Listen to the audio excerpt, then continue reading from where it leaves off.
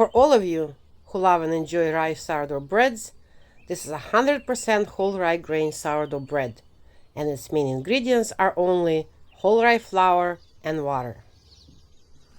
Due to a lower gluten content, rye breads do not rise much, and rye flour requires higher moisture levels that often result in a sticky middle and a cracked upper crust, producing weak, inflexible bread slices that break and fall apart when you make sandwiches.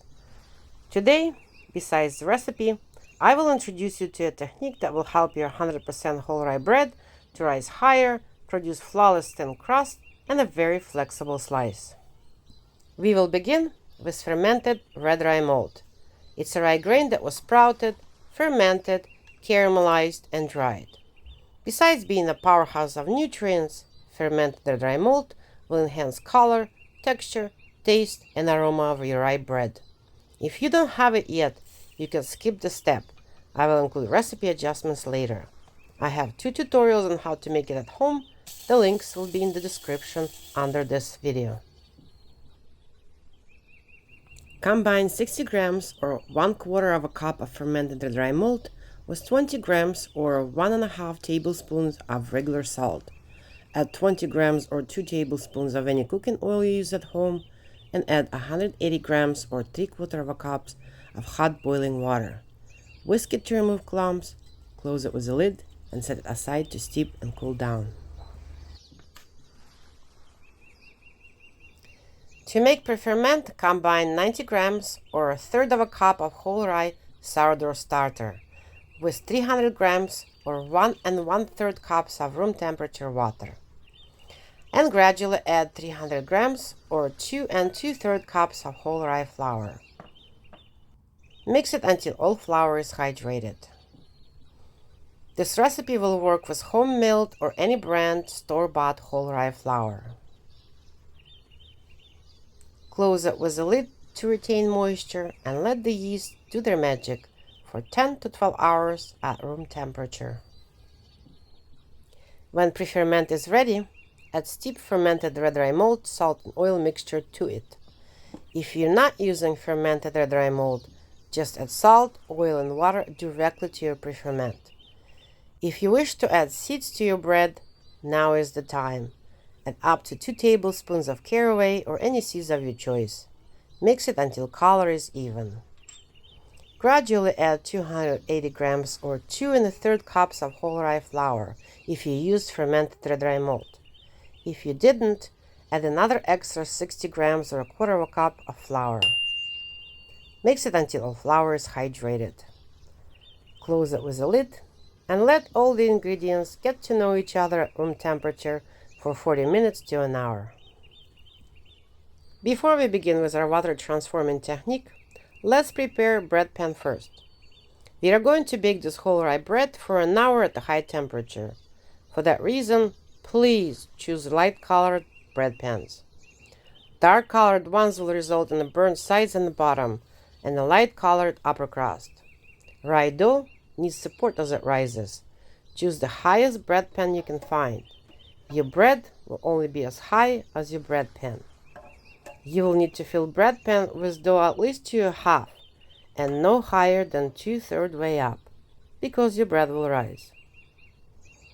Grease your bread pan with a tablespoon of the same oil you have used in the recipe. Do not use butter because it will burn during baking. Set your bread pan aside for now. The technique I'm going to show you, I decided to call EZ, where EZ stands for exclusion zone water, which we are going to create in our dough using 2 bench scrapers. Transfer your dough onto a hard surface and with a spiral motion scoop it up, lift, and throw it right back on your table. Do not throw it too hard. Use just enough force to separate dough from your scraper. Exclusion zone water is a water in a gel-like state that forms when specific conditions are met. Gel-like water will help to support dough as it rises, and it will increase flexibility of your future bread slice. Having opposite charge from the rest of the water, it will create a sort of battery that will help to pull the rest of the water in our dough higher.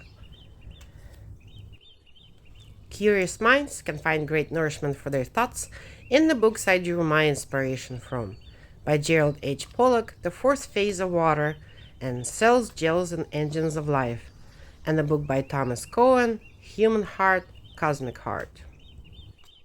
And now, back to our dough. Scoop it in a spiral motion and flip it over.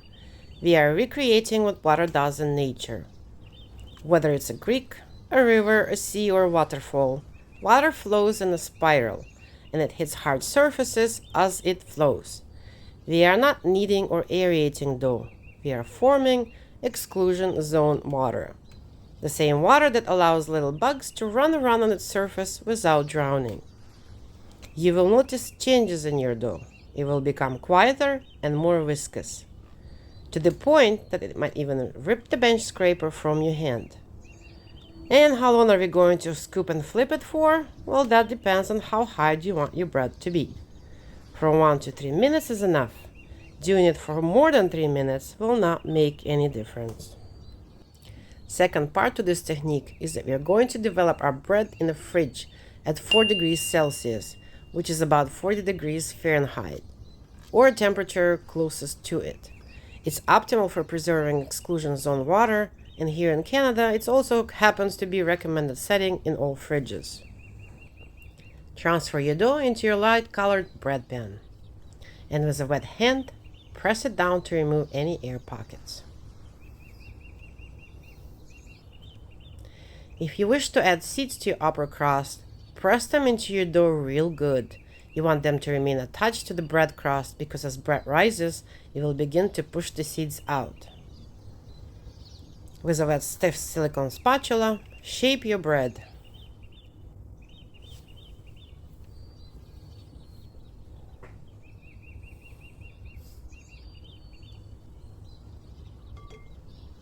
Cover your bread pan with a plastic wrap.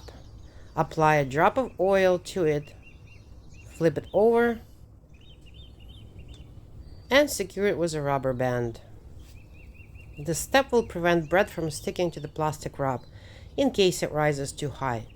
That way you can easily peel it off without damaging the upper crust. Place it in the fridge and let it develop for 10 to 12 hours. When time is up, bake your bread for 10 minutes with a steam at 240 degrees Celsius or 465 degrees Fahrenheit on medium rack, and 15 minutes without a steam at 230 degrees Celsius or 445 degrees Fahrenheit. To create steam, add half a cup of hot boiling water onto a tray placed on a lower rack. Hot boiling water creates a finer steam.